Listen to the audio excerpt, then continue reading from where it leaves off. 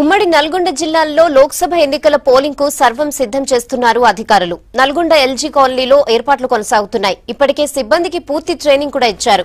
Polling material కూడా పంపిణీ చేస్తున్నారు. దీనికి సంబంధించి మరింత డీటెయిల్స్ మా ప్రతినిధి శేఖర్ అందిస్తారు. Shekhar, over to you. Parliament ఎన్నికలకు సంబంధించి రేపు జరగబోయే ఓటింగ్ ప్రక్రియకు సంబంధించి అధికార యంత్రాంగం అన్ని ఏర్పాట్లను చేసిందని చెప్పుకోవచ్చు. ఉమ్మడి నల్గొండ జిల్లాలో నల్గొండ పార్లమెంట్ స్థానంలో 7 నియోజకవర్గాలు, అటు భువనగిరి పార్లమెంట్ స్థానంలో 7 నియోజకవర్గాలు ఉన్నాయి. దానికి సంబంధించి అధికార యంత్రాంగం ఎవరైతే సిబ్బంది రేపు డ్యూటీలు ఉన్నాయో వాళ్ళందరికీ కూడా ఇప్పుడే సిబ్బందికి డ్యూటీలు వేసే పనిలో అధికార యంత్రాంగం ఎన్నికల కమిషన్ ఉందని చెప్పుకోవచ్చు. ప్రస్తుతం మనం నల్గొండ ఎన్జీ కాలేజీలో ఉన్నాం. ఇక్కడ అందరూ కూడా జిల్లా అధికార యంత్రాంగం మొత్తం కూడా రేపు ఎవరైతే ఎన్నికల సిబ్బందికి డ్యూటీలు వేసే పనిలో నిమగ్నమై ఉన్నారని చెప్పుకోవచ్చు. ఇక నల్గొండ నియోజకవర్గానికి వస్తే మాత్రము 15,85,433 మంది ఓటర్లు ఉన్నారు. 1997 పోలింగ్ స్టేషన్లు ఏర్పాటు చేశారు. ఇక్కడ నల్గొండలో 27 మంది అభ్యర్థులు పోటీ పడుతున్నారు. ఇందులో కొన్ని 215 సమస్యాత్మక గ్రామాలు కూడా ఉన్నాయి. ఆ సమస్యాత్మక గ్రామాల్లో అదనపు బలగాలను ఏర్పాటు చేశారు. ఇక భువనగిరి పార్లమెంటు స్థానానికి చూస్తే మాత్రము 16,27,527 మంది ఓటర్లు ఉన్నారు. దానికి సంబంధించి 2,586 ఈవీఎంలను ఏర్పాటు చేశారు. దానికి సంబంధించి ఎన్నికల సిబ్బందికి ఏ విధంగా పంపిణీ సామాగ్రి ఎలా పంపిణీ చేస్తున్నారో అధికారి మనతో పాటు మాట్లాడే ప్రయత్నం చేద్దాం. సార్ చెప్పండి, ఎన్నికల సిబ్బందికి సంబంధించి ఎక్కడెక్కడ డ్యూటీలు ఇస్తున్నారు, ఎలా దాన్ని చేస్తారు? అంటే అది సాఫ్ట్వేర్ ద్వారా ర్యాండమైజేషన్ అవుతుందండి. ఎవరికి ఏపీఎస్ అలాట్ అనేది అది దాని ప్రకారము సిబ్బంది వెళ్తారు అక్కడికి. మనకు 281 పోలింగ్ స్టేషన్స్ ఉన్నాయి. ఆ 281 పోలింగ్ స్టేషన్స్ కూడా ఈరోజు సిబ్బంది సామాగ్రిని తీసుకొని వెళ్తున్నారు. అంటే ఈవీఎం మిషన్తో పాటు మిగతా ఎన్నికలకు అవసరమైన పోలింగ్ నిర్వహించడానికి అవసరమైన సామాగ్రి తీసుకొని ఈరోజు పోలింగ్ స్టేషన్స్కి వెళ్తారు. మళ్ళీ రేపు మార్నింగు 7 గంటల నుంచి 5 గంటల వరకు అక్కడ పోలింగ్ నిర్వహిస్తారు. ఆ తర్వాత మళ్ళీ ఇక్కడికే రిసెప్షన్ సెంటర్ దగ్గరికి వచ్చి ఇక్కడి నుంచి దుప్పలపల్లిలో కౌంటింగ్ సెంటర్ ఉంది, అక్కడికి తరలిస్తారు.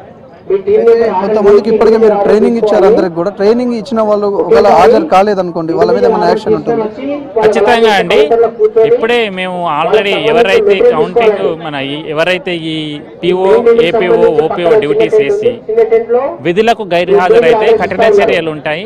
కలెక్టర్ గారు ఈరోజు ఇప్పుడు రాని వాళ్ళ ఇమ్మీడియట్గా మధ్యాహ్నమే వారిని అందరినీ సస్పెండ్ చేయడం జరుగుతుంది. 100% ఖచ్చితంగా అందరూ కూడా విధులకు హాజరు కావాలి. ఇది కలెక్టర్ గారు ప్రత్యేకంగా ఆల్రెడీ మాకు బ్లాంక్ షీట్స్ కూడా ఇచ్చాడు. వాళ్ళ పేర్లు నింపిస్తే ఇమ్మీడియట్గా సస్పెన్షన్ ఆర్డర్స్ కూడా వాళ్ళకు వెళ్తాయి. కాబట్టి ఎవరు కూడా ఎన్నికల విధులపై ఎన్నికల విధులకు హాజరు కాని వారిపైన కఠిన చర్యలు ఉంటాయి. కాబట్టి దయచేసి అందరూ కూడా విధులకు హాజరు కావాల్సిందే కోరుతున్నాం. ఓన్ కాన్స్టిట్యున్సీలో ఉన్న వారిని ఓటర్లుగా ఇక్కడ పోలింగ్ సిబ్బందిగా నియమించరు.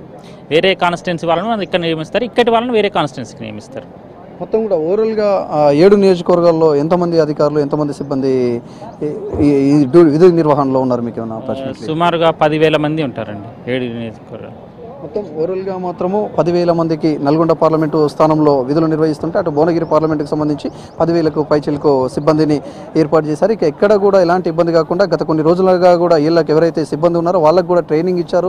అటు ఎన్నికల అధికారితో పాటు జిల్లా కలెక్టర్ కావచ్చు, అధికారులు కావచ్చు, అందరూ కూడా ఎప్పటికప్పుడు ట్రైనింగ్ ఇచ్చి వాళ్ళని ఈరోజు సామాగ్రి అప్పచెప్పి వాళ్ళని పంపిస్తున్నారని చెప్పుకోవచ్చు. రేపు ఓటింగ్ అయిపోయిన తర్వాత మొత్తం పూర్తయిన తర్వాత ఏవైతే అప్పచెప్పిన సామాగ్రిని అధికారులకు అప్పచెప్పిన తర్వాత వాళ్ళు రిలీవ్ అయ్యే విధంగా వాళ్ళకి ఆదేశాలు జారీ చేశారు. అదేవిధంగా కూడా కొంత ఎండాకాలం ఉండడంతో ముందుగానే వచ్చి వాళ్ళు ఏవైతే సామాగ్రి తీసుకొని వాళ్ళు వెళ్లే ప్రయత్నం కూడా సిబ్బంది చేస్తున్నారని చెప్పుకోవచ్చు. ఎవరైతే ఎన్నికలకు సంబంధించి నెగ్లెక్ట్ గా ఉన్నారో వాళ్ళ మీద కఠిన చర్యలు ఉంటాయని ఇప్పటికే ఎన్నికల రిటర్నింగ్ అధికారి సీరియస్ గా వార్నింగ్ ఇవ్వడంతో వాళ్ళందరూ కూడా విధులకు వచ్చేందుకు ప్రయత్నం చేస్తున్నారని అధికారులు కూడా చెప్పుకొస్తున్నారు. ఓవరాల్ గా చూస్తే మాత్రం ఇప్పటికీ సామాగ్రి పంపిణీ మాత్రము కొనసాగుతుంది అని చెప్పుకోవచ్చు. ఇది ఉమ్మడి నల్గొండ జిల్లాకు సంబంధించి తాజా కెమెరామెన్ కృష్ణతో శేఖర్, V6 న్యూస్, నల్గొండ జిల్లా.